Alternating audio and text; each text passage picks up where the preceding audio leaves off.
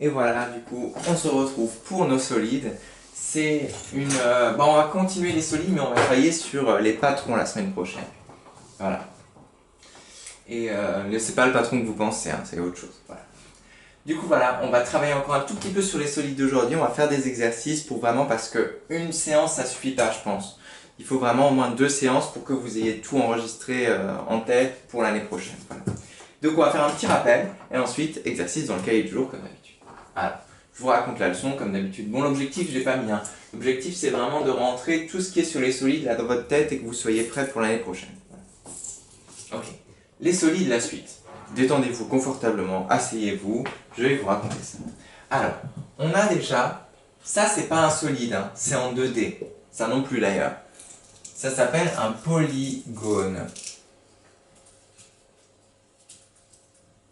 Polygone, ça veut dire qu'il y a plusieurs côtés. Polygonos, les côtés. Polygone, qui a plusieurs côtés. C'est un polygone, c'est en 2D. On en a vu un des polygones ensemble. Hein. Pas mal de polygones, voilà. Voilà, on a nos polygones. Et ensuite, on va avoir nos solides. Je vais transformer ça en solide, c'est-à-dire, je vais le transformer de polygone en solide. Je vais le transformer de 2D en 3D. Pour faire ça, on va prolonger un peu ces sommets. On voit bien les sommets là.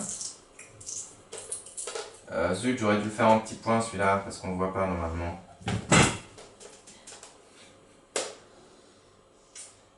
Voilà, voilà. On a bientôt fini, on l'a bientôt transformé en cube.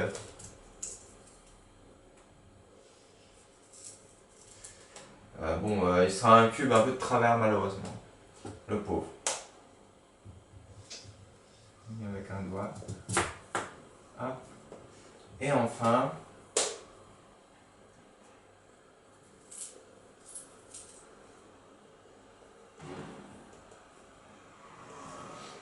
et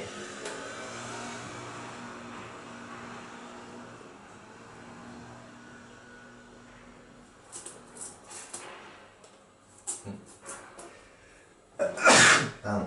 Bon, c'est à peu près, voilà. Et on a donc, pouf, notre carré qui est un polygone en 2D, on l'a fait évoluer en un cube, carré qui évolue en cube en 3D, voilà. Et du coup là c'est devenu un solide. Solide, c'est-à-dire qui est en 3D, 3 dimensions. Voilà. Du coup, je vais juste fermer la fenêtre pour qu'on puisse être tranquille. Et on va continuer. Ok.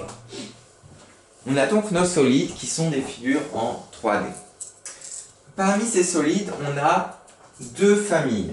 On a les solides qui sont polyèdres et les solides qui sont non polyèdres. Je ne sais pas si vous vous rappelez. Les solides, je regarde juste si la caméra est bien. Oui, c'est bon, c'est bien. Okay. Les solides qui sont polyèdres, hédron, ça veut dire les faces.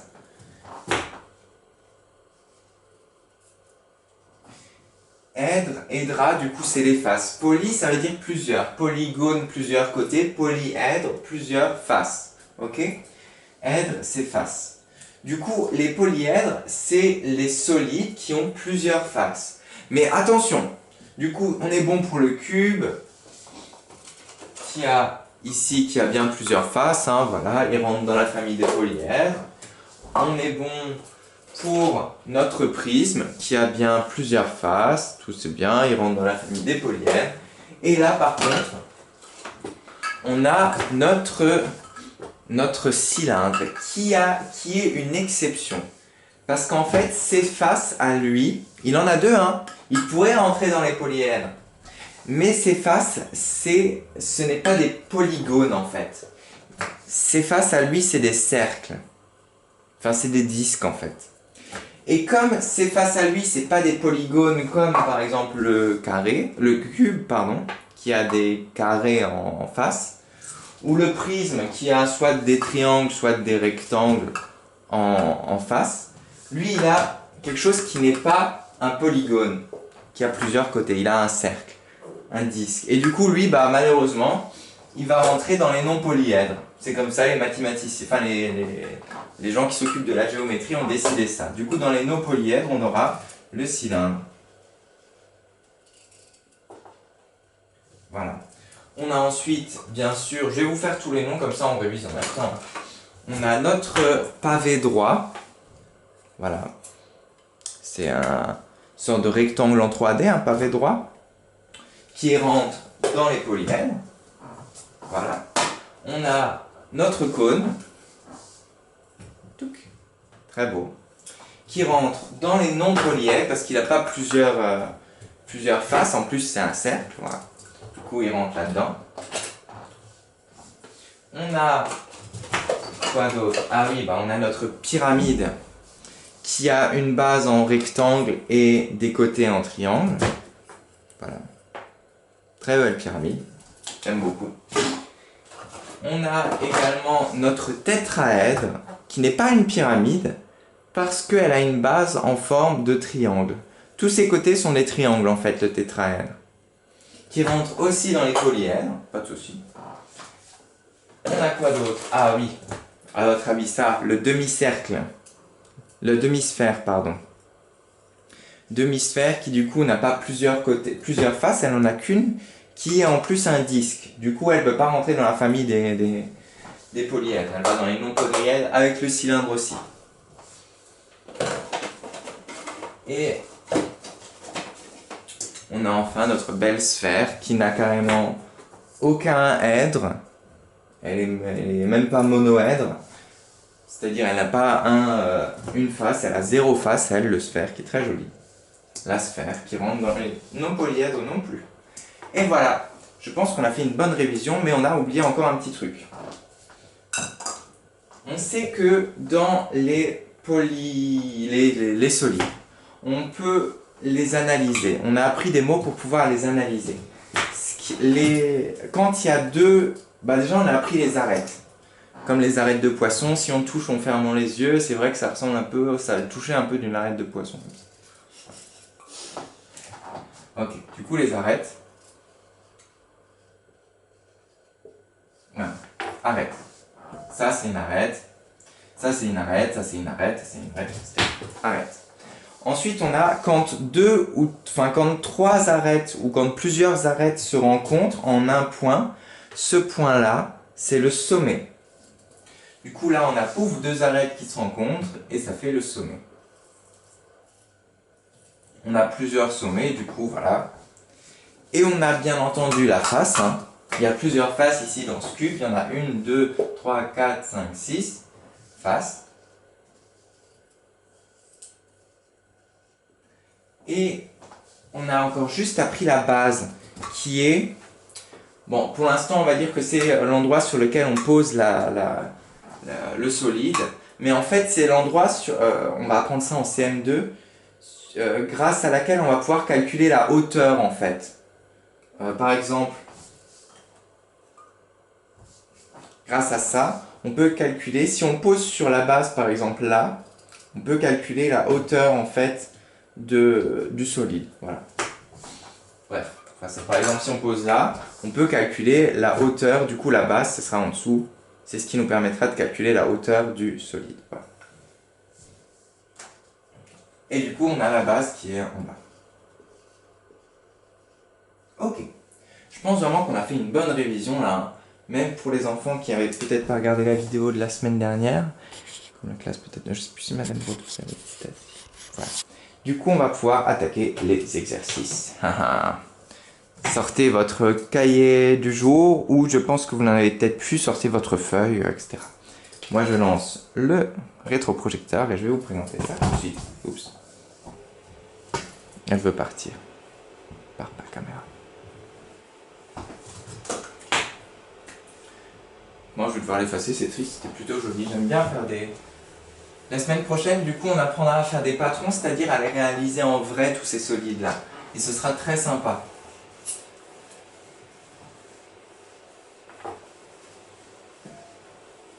Vous aurez juste besoin d'une feuille à carreaux ou d'une feuille blanche et vous pourrez faire ça.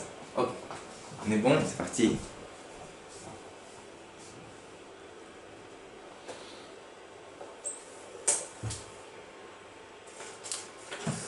sinon on discute après.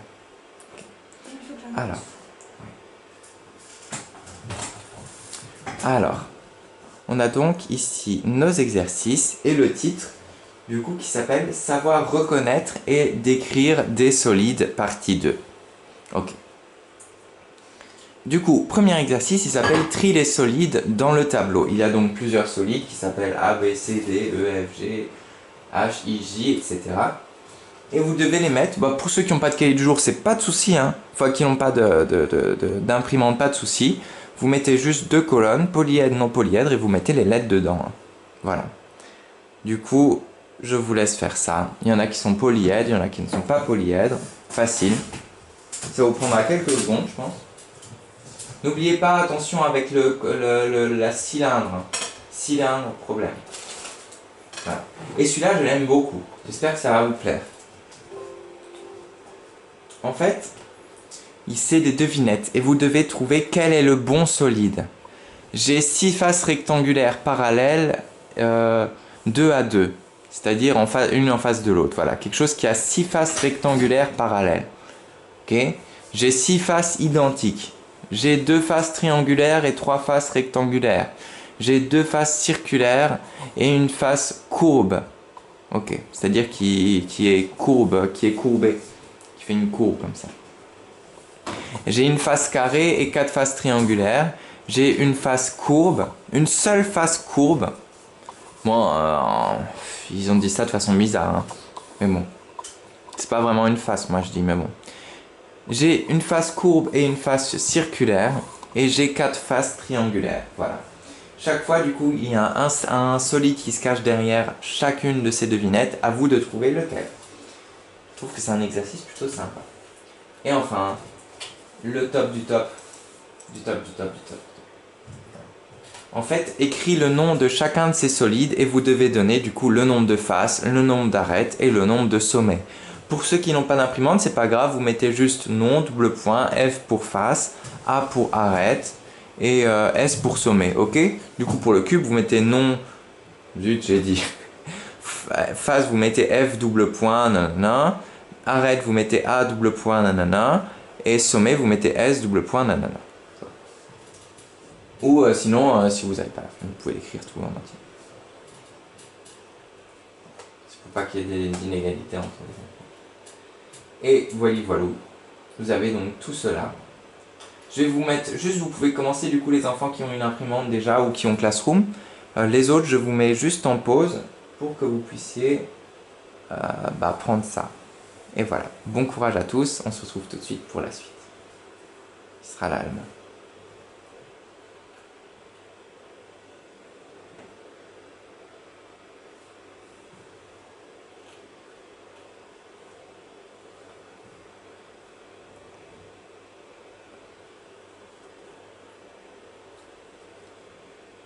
Et voilà, bon courage à tous.